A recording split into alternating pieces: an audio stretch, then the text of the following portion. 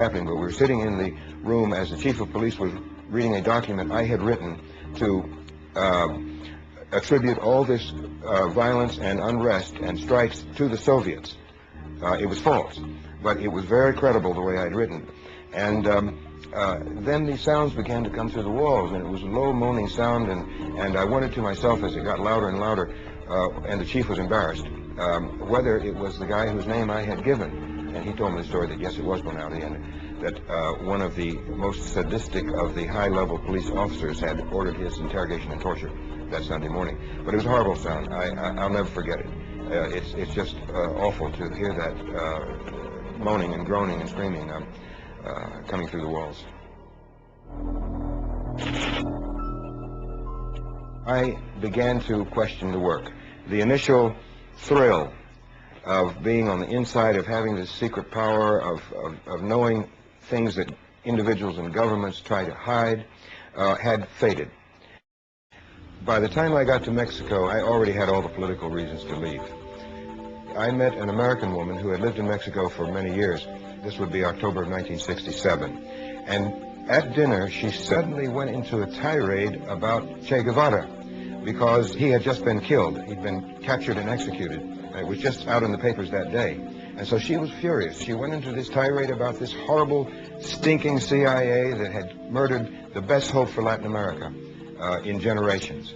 And she loved Che Guevara. She thought he was the most wonderful man in the world. And I was in love with her, and she was in love with me. And I thought to myself as I sat there at dinner, I said, wow, what am I going to do?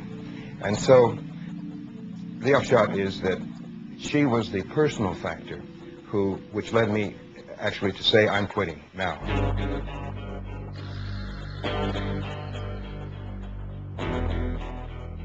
The case against the CIA has always lacked information on how precisely its officers set about their covert action. Philip Agee, now living in Cornwall, was such an officer, and his diary, to be published by Penguin in the next few weeks, gives his version of what life is really like inside the agency. He names every officer and agent he's ever met, and describes a CIA man's work in daily detail. Why should I be delicate with them? I don't expect any quarter in return, because this is part of the conflict that's going on in the world right now. The CIA is enforcing American economic exploitation, and people are dying, and people are starving because of this system.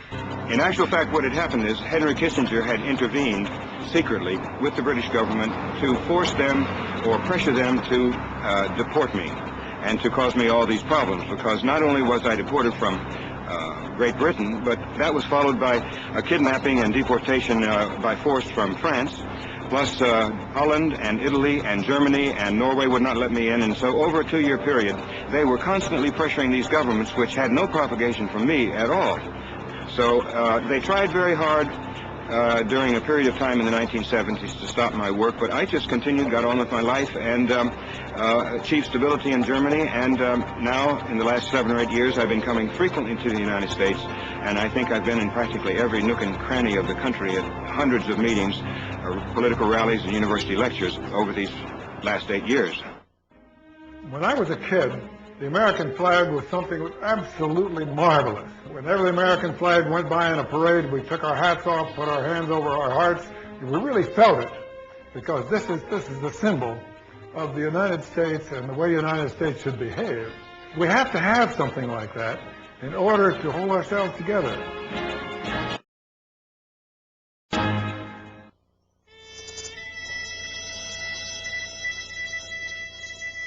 In those days, the Depression was really seriously affecting everybody, and me too. Along about that time, I began to travel to different shooting matches in the Midwest, and I finally got to shooting against the U.S. Marine Corps team. And I used to beat the Marines, every one of them, and the captain of the Marine team came to me and said, "Son," he said, "have you ever thought about enlisting in the Marine Corps?" And I said, "No, Captain, I never have." And he said, "Well, I tell you what, if you would enlist in the Marine Corps, when you're finished your training in Paris Island, I'll see that you're assigned to the Marine Corps rifle and pistol team." And I said, "Geez, you know, I'll be getting paid for shooting." I was scared stiff, of course. And we went up there and went in the Commandant of the Marine Corps' office. So he said, "Well, this young man is specialist in marksmanship training, and we would like to commission him in the Marine Corps. I said, commission? Oh, my God. He says, we've never done anything like that before. The commissioned man from civilian life. He said, well, sir, I think this is the time to do it. He scratched his head. He said, I think you're right. Young man, you're a second lieutenant in the Marine Corps. I said, oh, my God, this is terrible. I went through World War II as an officer of the Marine Corps, came back, and one night the doorbell rang, and I went and heard a nattily dressed man in his nice suit and a snap-brim hat, and he said, may I come in? And I said, well, I think you better identify yourself. Who are you? Well, he said, I know who you are, and you've been recommended very highly to our organization. I said, what's your organization? Well, I'm not at liberty to tell you what the organization is. And I said, this is crazy. So he said, well, come on in. He was a little guy, and I thought I could handle him pretty well. And they said, you have been accepted in our organization, and we want you to go to Central America. And I said, what? Central America? Come on. So that's how it happened. And then I joined this group that went to Central America, and I found out that I was supposed to be in charge of overthrowing a government in Central America. And, you know, it doesn't sound right. And I said, well, what's the government? Well, we don't want to go into it too deeply here yet. I said, well, I think maybe we better forget the whole thing. Oh, no, it's not very important. So finally, he did let out that we were going to overthrow the government of Guatemala. Well, now, I had been to Guatemala before, several years before that, because I was a member of the U.S. Olympic team, and we were requested to go down and help organize the games, the Central American and Caribbean Games. Doves are released, living symbols of the peace and friendship among the 22 nations represented.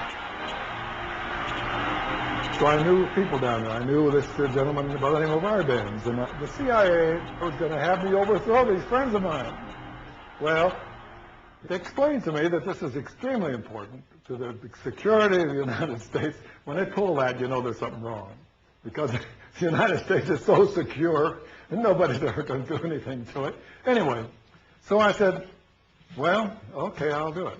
And we organized a group of dissident Guatemalans, armed them and trained them minimally, and sent them off up to overthrow the government. Fighting ends in Guatemala. These rebel troops, backed by air power, have compelled the ousting of Guatemala's pro-communist regime and have won a ceasefire from government forces. That red rule in Guatemala is over is grimly symbolized by the determination of the insurgents themselves and by this effigy of ex-President Arbenz, who fled the country. The sign reads, "Go back to Russia." You know, there were some people during the Arbenz regime that said that there was a question as to whether it was truly a communist regime and as to whether it was controlled by Moscow. We have here the proof that there was no question whatever. No doubt that Russia controls all the communists here in Guatemala, sir. In other words, the Arbenz regime was not a Guatemalan government. It was a foreign government controlled by foreigners. Well, what happened was that they went up there and caused great bloodshed and great damage, which has never been corrected even to this day. That started the whole thing in Guatemala, and what we're having all this trouble today.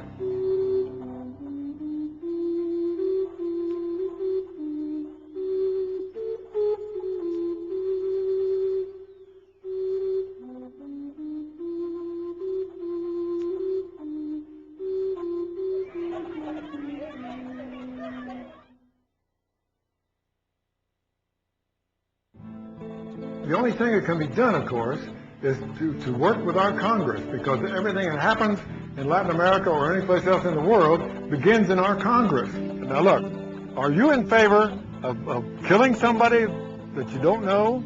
Are you in favor of torturing somebody? Are you in favor of locking people up in dungeons and things? Are you really in favor of that? Because I don't think you are. And I think I can get that across pretty well if I get a chance to talk to them like that. I feel that because of the problems that I went through, the realizations that I came to, the efforts that I've taken to counter